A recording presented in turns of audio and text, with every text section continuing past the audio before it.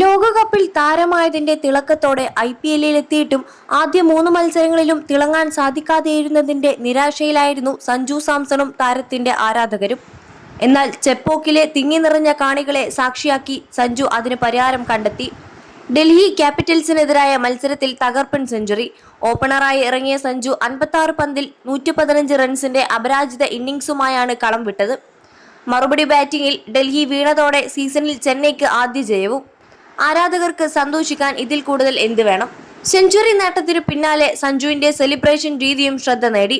ചെന്നൈ ഇന്നിംഗ്സിന്റെ 18ാം ഓവറിലെ 4ാം പന്തിൽ T നടരാജനെ ബൗണ്ടറിക്ക് പായിച്ചതാണ് Sanju IPL കരിയറിലെ 4ാം സെഞ്ചുറി സ്വന്തമാക്കിയത്. പിന്നാലെ ഹെൽമറ്റ് ഊരി ബാറ്റ് ഉയർത്തി കാണികളെ അഭിവാദ്യം ചെയ്ത സഞ്ജു ഡഗൌട്ടിലേക്ക് നോക്കി പടയപ്പ സ്റ്റൈലിൽ കൈകറക്കി സല്യൂട്ട് ചെയ്യുകയും ചെയ്തു. ഇതാദ്യമായിട്ടായിരുന്നു ഈ രീതിയിലുള്ള സഞ്ജുവിന്റെ സെലിബ്രേഷൻ. ഇതോടെ ഇതിന്റെ കാരണം എന്തായിരിക്കുമെന്നും ചർച്ചയായി. മത്സരശേഷം പ്ലെയർ ഓഫ് ദ മാച്ച് പുരസ്കാരം ഏറ്റുവാങ്ങിയപ്പോൾ സഞ്ജു തന്നെ ഇക്കാര്യം വെളിപ്പെടുത്തുകയും ചെയ്തു.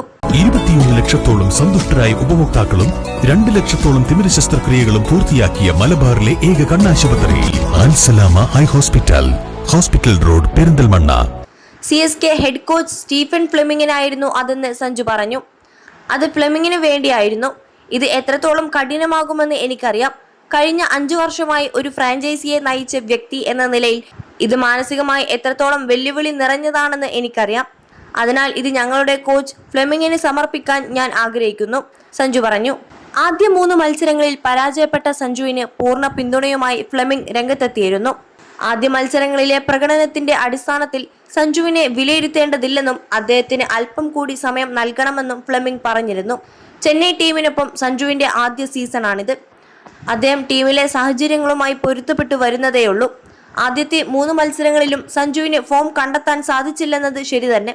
പക്ഷേ അദ്ദേഹം തീർച്ചയായും ഫോമിലേക്ക് തിരിച്ചു വരും. സഞ്ജുവിന് അല്പം കൂടി സമയം നൽകും. RCBക്കെതിരായ മത്സരശേഷം ഫ്ലെമിങ്ങിന്റെ വാക്കുകൾ ഇങ്ങനെയായിരുന്നു. കോച്ച് പറഞ്ഞത് അക്ഷരാർത്ഥത്തിൽ ശരിവെച്ച് സഞ്ജു 4ാം മത്സരത്തിൽ ഫോം കണ്ടെത്തുകയും ചെയ്തു.